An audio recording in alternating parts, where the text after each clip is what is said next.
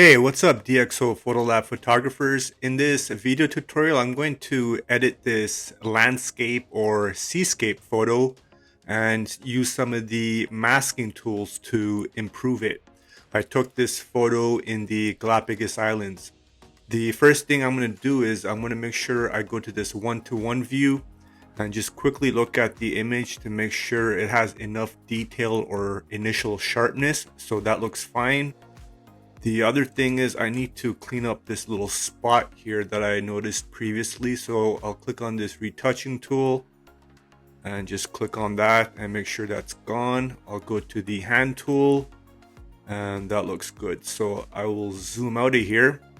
The other thing is I will stay in this geometry section here and then click on the horizon tool so I can get this moving here, because you can see the horizon is not leveled. So I'll just make sure that looks good. I'll click on apply and then I will close this.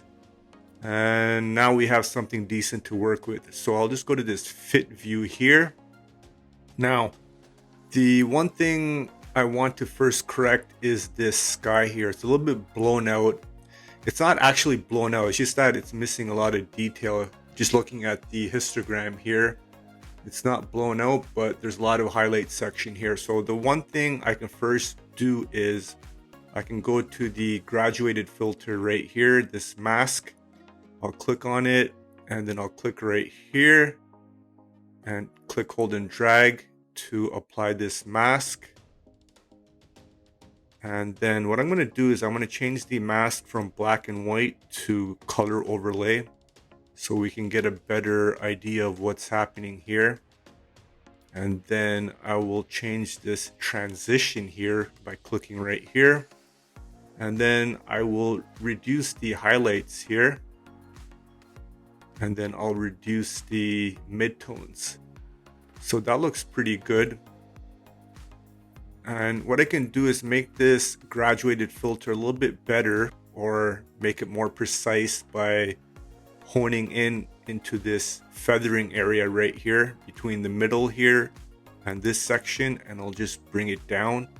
Let's take a look at the mask here, see what's happening. So that looks good. So let's take a look at the before and after. So now we can see a little bit more of the clouds. I can go a little bit further and maybe reduce the highlights, maybe even darken the shadows a bit. Nah, I think what I'll do is I'll just leave the shadows as is. So now I like the sky a little bit better, but I think I'm going to actually change this transition and move it to something like this because it was a little bit too dark. Now I do want to color grade or adjust this a little bit, but before I do that, I want to adjust or put a little bit of color in the sky. It is a gloomy day. Since this is green or yellow, what I can do is add a little bit of magenta. So add the complement to green by adding a little bit of magenta here. And I can do that by using the white balance tool. And I can go overboard first to show you what will happen. And that doesn't look good, obviously. So I could just reduce it slightly or increase the tint and just add a little bit of magenta here. Now, so this looks good, but if I go overboard, the other problem is the mask. It's also covering this area, this piece of rock or this arch here. So I don't like how that looks here. And even if I decrease its color grading or putting the tint here. So what I can do is, instead of using the graduated filter, which works pretty well when there's no obstruction in the sky, I can use the control line. So what I'm going to do is I'm going to make sure I have this selected, and I'm just going to press delete or backspace to remove that. And instead I'm going to use the control line and just click right here, click, hold and drag. And now I got this control line and I have this eye picker tool. So I'll just select the sky here with that. And now let's go to the mask here and go to black and white. So now you can see the control line. It creates a mask depending on what you choose with this picker. and then it creates the mask or adjusts the mask according to luminosity, contrast, and color. So this looks a little bit better here, and I think I'm going to keep it just about here, just like that. And now what I'm going to do is I'm going to increase the tint, and let's see how it looks here. So it is still painting over or tinting over here. So what I can do is adjust this mask. Let me show the mask here by using the Luma slider or the luminance slider, just like that. And I don't think chroma will do too much because the area around here is pretty desaturated. So chroma is color. So I'll just keep that at the default of 50. So let me hide the mask here and let's see how it looks. So now you can see it's not tinting this area, this arch here. So if I reduce the Luma back to 50, I can see this pink or magenta hue. But if I increase it to about 84, that looks better. And then I can increase the tint a little bit more to my liking, but I don't want to go overboard. Otherwise it won't look too natural with this gloomy sky. So I think I'm just going to keep it at around 60. I think 60 looks good. So let's see the before and after. So that's just a subtle change to the sky. You know, what I can also do maybe is, actually no, I'll leave the sky as it is. What I'm going to do is go to this hand tool now, and I want to start color grading this area right here.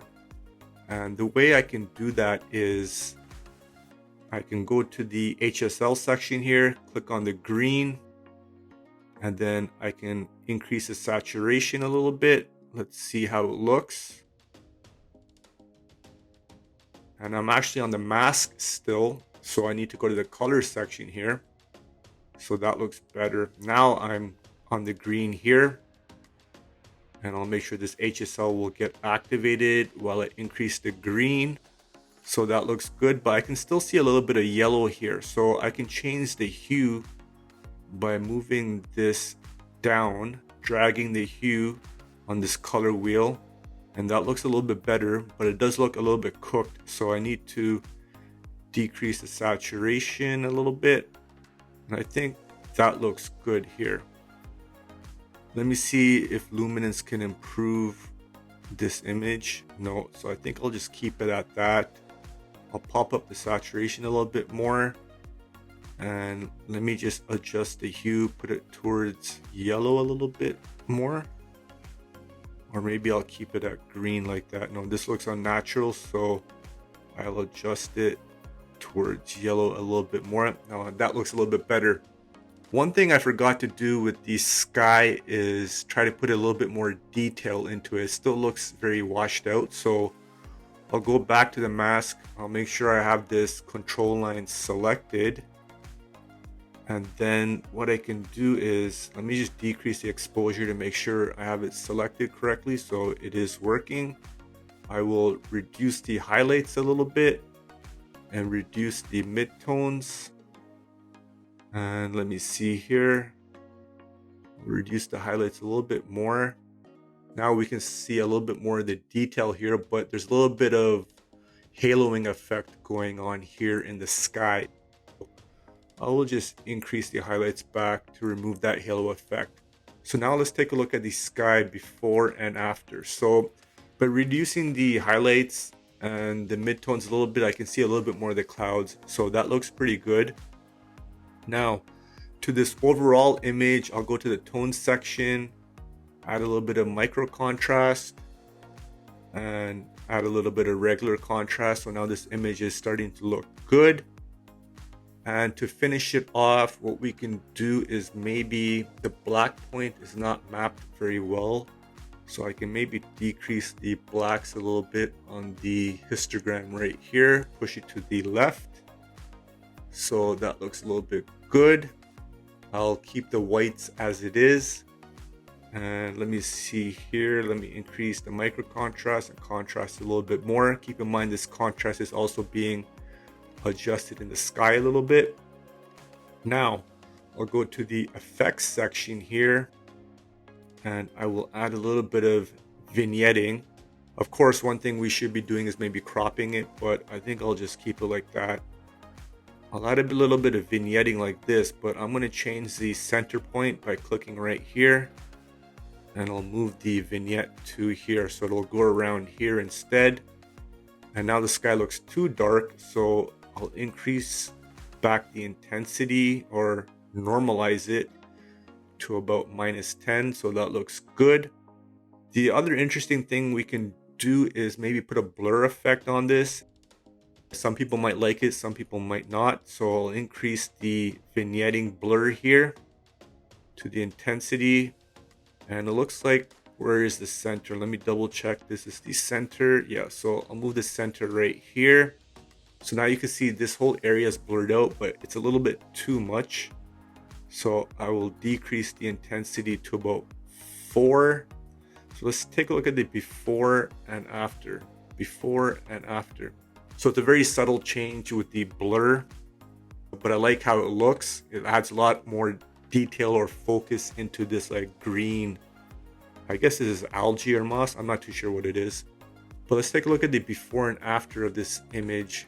I don't like this view. I'll go to side by side, and that looks better. So of course we can do a lot more color grading to the sky, maybe add a little bit more yellow and so forth. But this looks pretty good. This is the before and after. And the main thing we learned in this tutorial is using the graduated filter, or as opposed to when to use the control line. So in this scenario, the control line is better to use than the graduated filter since there's some obstruction right here. And then we added some hue, or changed the hue of this green section here, and add a little bit of saturation. So I like how this image looks. Of course, we can do a lot more, but if you guys enjoyed this video, you know what to do. And as always, live easy, sleep breezy, and stay lovely.